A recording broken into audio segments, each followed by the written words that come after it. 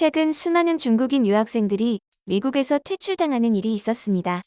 당시 비자 발급을 거부당한 중국 이공계 대학원생들은 공부하러 왔는데 스파이 취급이나 당하고 있다며 울분을 토하고 해당 문제를 해결할 것을 요구하는 연명서한을 보냈었죠.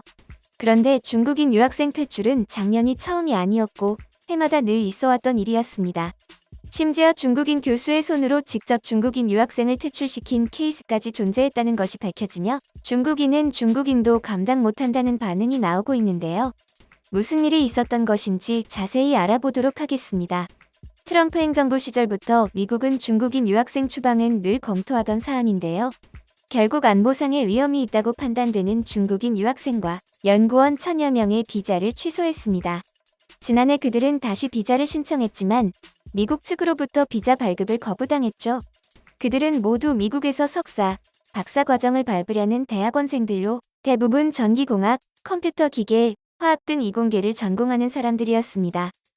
당시 중국 자오리젠 대변인은 미국의 해당 비자 규제 정책은 트럼프 정권 당시의 해약을 연장하고 미국의 중국 학생 환영 태도에도 맞지 않으며 중국 유학생의 합법적 권익을 심각하게 해하는 동시에 중미 간 정상적 인문 교류와 교육 협력을 심각하게 훼손한다. 또한 미국이 표방하는 개방, 자유 등의 이념과도 완전히 어긋나고 국제인재 교류를 추진하는 시대적 흐름에도 맞지 않으며 양국 국민 간 우호 교류를 추진하고자 하는 바람과도 어긋나는 시대적 역행이라며 비판했습니다. 자오리젠 대변인의 말에는 틀린 부분이 없는 것처럼 보입니다. 아무리 미국과 중국의 사이가 좋지 못하다고 해도 애꿎은 학생들을 내쫓아야만 했나 싶으실 텐데요. 하지만 실상을 알고 나면 이야기가 달라집니다. 2018년 미국의 외교 정책 전문지 포린 폴리시는 중국 공산당이 미국의 각 대학에 당 조직을 구성하고 있다는 단독 보도를 냈습니다.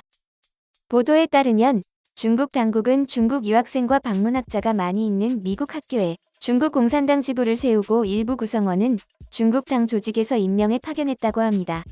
포린 폴리시는 화준과기대 홈페이지의 공고문을 인용해 2017년 7월 화준과기대에서 미국 일리노이대 어바나 샴페인을 방문 중인 학생과 학자 9명이 학교 기숙사에 중국 공산당 지부를 만들었다고 전했습니다. 이후 그들은 자주 당원 회의를 열어 당의 이론 사상을 토론하고 중국 공산당 깃발 앞에서 단체 사진을 찍었습니다.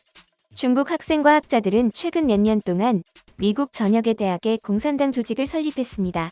2017년 7월 상하이 상학원의 교사들이 웨스트 버지니아대에 당 조직을 만들었고 같은 해 8월에는 저장과 기대에서 온 교사와 방문학자 8명이 캘리포니아대 샌디에이고 캠퍼스에 당 조직을 만들었습니다.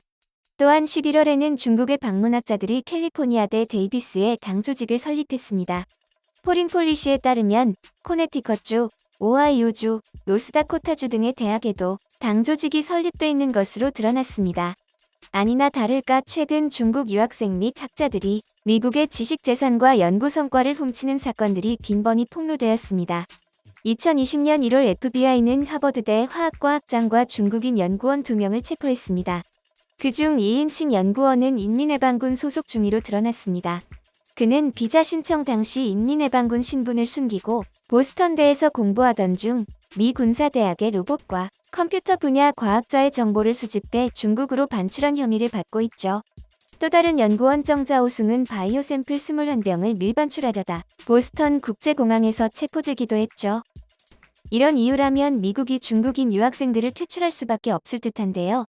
그런데 중국인 교수에 의해 중국인 유학생이 퇴출당한 케이스가 알려지며 더 큰 충격을 주고 있습니다.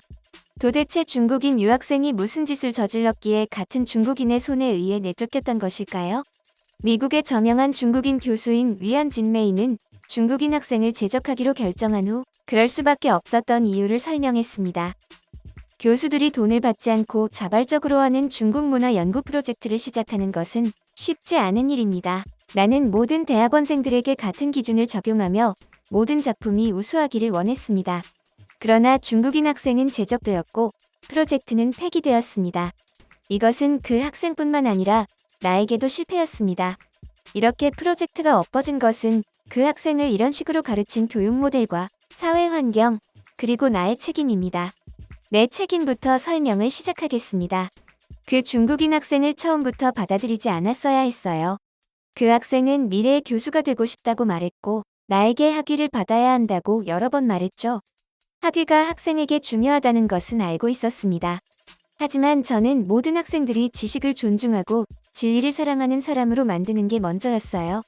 학교에서는 그 어떤 이익이 눈앞에 있어도 거짓말을 하지 않아야 하고 진실만을 말하고 말 한마디 한마디를 책임져야 하며 미지의 것을 찾아 차근차근 실사구시해야 하며 그 지름길은 없다는 것을 가르치고 싶었습니다. 또한 자신의 한계와 무지를 알고 개인적인 관점과 판단을 낮은 차원에 두어야 한다는 것도 저의 신념이었죠. 저에게 학위를 받으려면 이런 기준을 충족해야만 했습니다. 저는 학위를 파는 사람이 아니니까요. 저의 지식은 진리를 탐구하는 데 있어서 저를 따르는 학생들이 자유롭게 이용할 수 있지만 학위와 바꾸는 것은 아닙니다. 그 학생이 저의 2가지 수업을 선택한 후에야 깨달았습니다. 그를 인정한 것이 제 실수였다는 것을 말이죠. 그는 향후 좋은 사업가, 회사원 또는 어떤 분야에서 전문가가 될 수도 있습니다. 하지만 무슨 일이든 가지기 위해서는 성숙한 어른으로서의 인격을 갖추는 것이 가장 중요합니다. 제가 그 학생과 함께 하던 시절 나는 늘 그를 가르쳤습니다. 그러나 잘 되지 않았죠. 지식은 있을지언정 총명하지 않고 학식 있는 사람에게 필요한 지혜를 전혀 가지지 못했습니다. 소크라테스는 말했죠. 너 자신을 알라고 말이죠. 이 말은 자신의 무지와 한계를 인정하라는 의미입니다. 그보다 더욱 저를 참을 수 없게 한 것은 다른 수업에서 그가 표절을 했다는 것입니다. 그가 과제로 제출하는 대부분의 레포트는 인터넷에서 이미 많이 접한 것들이었어요. 이런 짓은 다른 학교면 몰라도 우리 학교에선 용납되지 않는 것이었고 대학원생이면 더욱 그래선 안 됐죠. 자신의 빈약한 기반과 무능한 학업 능력을 커버할 지름길을 찾고자 한 것이었겠지만 저는 확고하게 반대합니다. 이 문제를 지적했을 때 그가 사과하고 다신 그러지 않겠다고만 했다면 이 지경까지는 오지 않았을 것입니다.